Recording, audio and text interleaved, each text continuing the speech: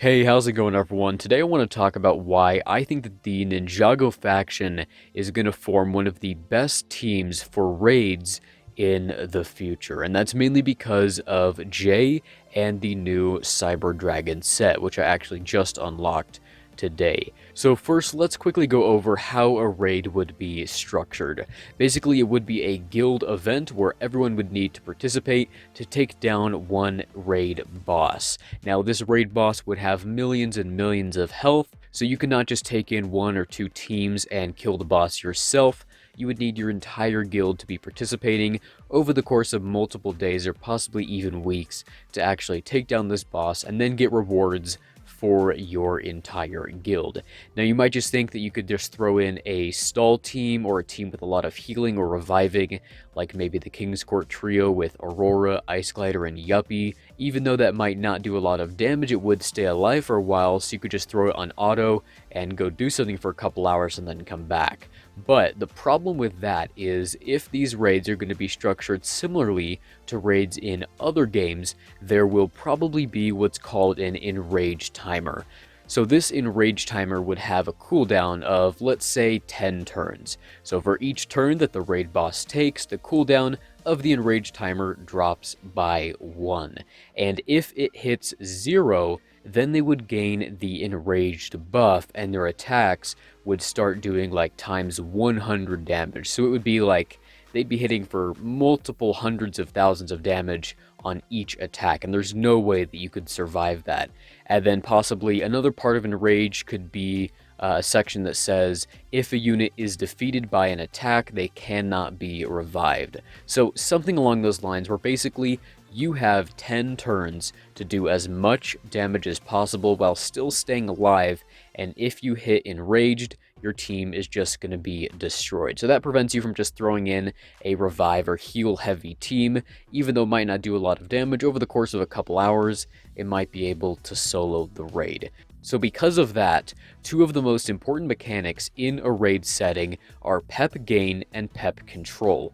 If you can increase your own character's pep by quite a bit, you can take more turns than the enemy and get in more damage. So that's why speed up could be quite effective because it would allow you to move a little bit faster. Then also, if you can control the pep of the enemy raid boss, they won't be taking as many turns, and that enrage timer will take longer to hit 0, and you'll be able to get in more attacks. So that's roughly how I'm assuming it's going to work. If it's anything similar, which they said it is going to be pretty similar to raids in other games. So let's go to the Cyber Dragon set now, and I will show you why I think that the Cyber Dragon and Jay is going to make the Ninjago faction so powerful in a raid setting. So the very first ability here reads, each stack of charge increases a hero's speed by 3%. Spinjitzu heroes have their attack increased by 10%.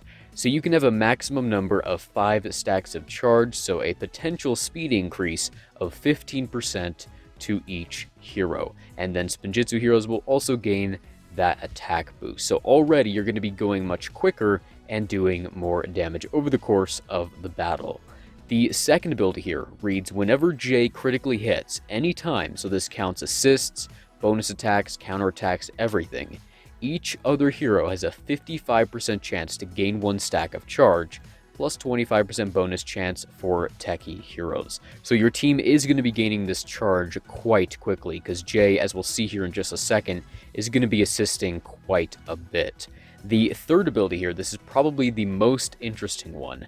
Whenever a techie hero, so that would be Jay and Zane, with 3 or more buffs does damage, reduce the target's pep by 4% for each stack of charge on the hero, max of 12%. So potentially, every time Zane or Jay attacks, they will be able to reduce that raid boss's pep by 12%.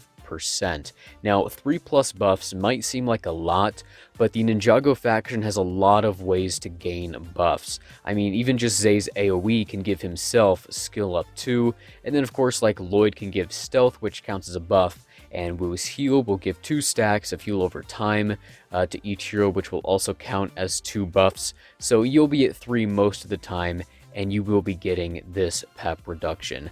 Also, let's real quickly take a look at Jay's passive ability right here. First of all, it says at the end of his turn, Jay has an 80% chance to grant attack up 1 for 2 turns to each hero with stealth, so that is another buff to count towards those 3.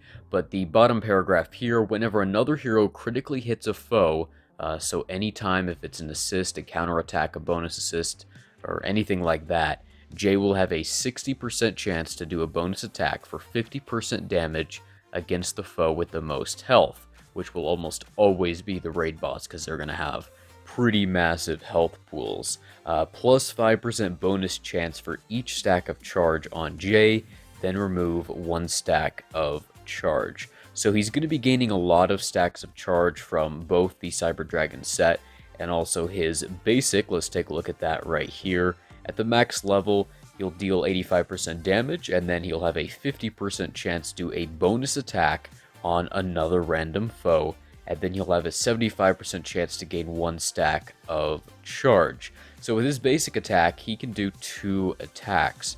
And if we go back to the Cyber Dragon, right here, and take a look at the second ability again, whenever Jay critically hits, each other hero has a 55% chance to gain a stack of charge. So that can trigger twice just from him using 1 basic attack. And he is a support character.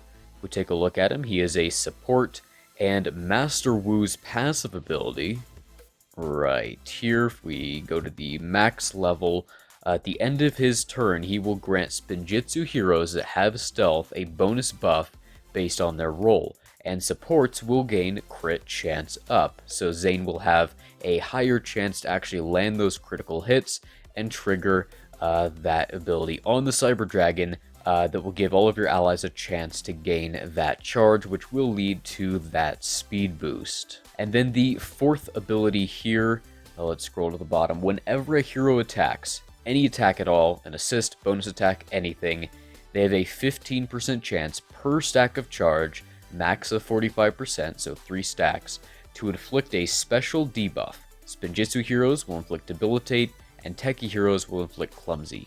And I assume Jay and Zane will inflict both, since they have both of those tags. Clumsy means that that enemy will miss their next attack, so if it is a raid boss and they have a big hit coming up, you might want to use this to make them miss. And then what does Debilitate do? Well, if you hit a hero that has Debilitate, they will immediately lose all of their pep. So again, large amounts of pep control with the Cyber Dragon here. But let's go back to Jay and look at his remaining 2 abilities that we haven't looked at just yet. His second one right here will grant all heroes critical damage up 1 for 2 turns. Again, another buff to count towards those 3 buffs. And then all heroes with 25% or less health gain 30% pep. And then all other heroes will have a 70% chance to gain speed up 1 for 2 turns, plus 15% bonus chance for Spinjitzu heroes, so a 85% chance for them. And speed up 1 will make them take more turns and make them faster. And at the bottom here, if Jay had critical chance up 2, which he can get from Master Wu's passive, the hero with the lowest health will also gain 40% bonus pep. And then the third and final ability right here, he'll deal 130% damage to the target foe, so quite a bit of damage with this attack. And then he will reduce their pep by 60%. Now that's not like a percent chance, he will just reduce their pep by 60%, which is quite a bit. And then for each stack of charge on Jay, and remember he is going to be gaining these stacks very, very quickly, he will deal 65% damage to another random foe and reduce their pep by 20% for every single stack. So if he has all 5 stacks, he will do 5 more attacks on this one attack. And if there is only one raid boss and there's no like other enemies, that could potentially be 6 attacks to the raid boss on this one ability with 100% pep reduction. And then on top of that, if Jay had those 5 stacks of charge, he will inflict speed down 1 for 2 turns on all damaged foes.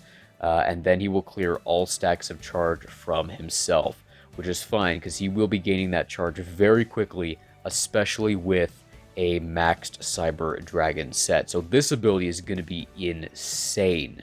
If my math is correct, if you're just going up against a single enemy, like one single raid boss, and Jay has 5 stacks of charge when you use this ability, which will happen pretty often, this could potentially do 455% damage to the enemy and reduce their pep by 100%. That's insane. This ability is just going to destroy raid bosses and really help to control their pep. But that right there is why I think that the Ninjago team, specifically with Jay and the Cyber Dragon, that's why I think that team is going to absolutely destroy raids. And I don't think any other team is going to even come close to how much damage this team can do. Not only are they going to be doing tons of damage with the crit damage up and crit chance up from Wu, and all the buffs and the attack up from Jay, and Kai in there with his ultimate, and the vulnerable from Master Wu's ultimate, all of those buffs right there, and then of course the 455% damage attack from Jay, but also they have huge amounts of pep control, pep reduction, and also pep gain and speed up and all that from Jay and the Cyber Dragon, so you are going to be taking more turns anyway and doing a lot more damage. So anyway, yeah, I just wanted to share that with you, get my thoughts out there on this team. But yeah, that's going to be it for this one. Thanks for watching.